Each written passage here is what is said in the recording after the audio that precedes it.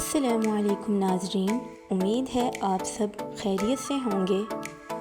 आज की वीडियो में मैं आपको कुछ ऐसे घरेलू ब्यूटी टिप्स बताऊंगी जो ना सिर्फ आसान हैं बल्कि बहुत ही फ़ायदेमंद भी हैं। ये टोटके आपके चेहरे की खूबसूरती बढ़ाएंगे, जिल्द को निखारेंगे और बालों को खूबसूरत बनाएंगे।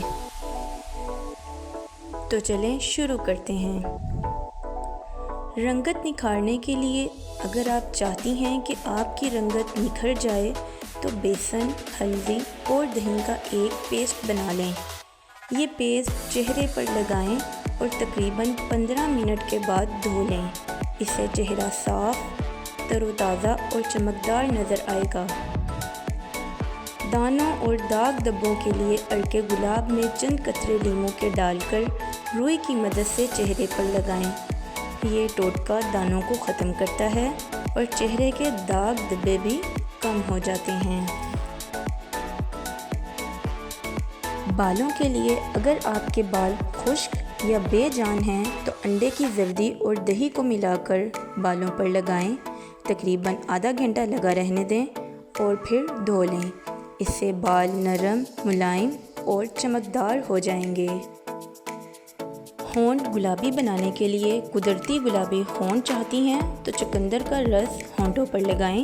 चंद दिनों के इस्तेमाल से होंठ नरम, मुलायम और गुलाबी हो जाएंगे।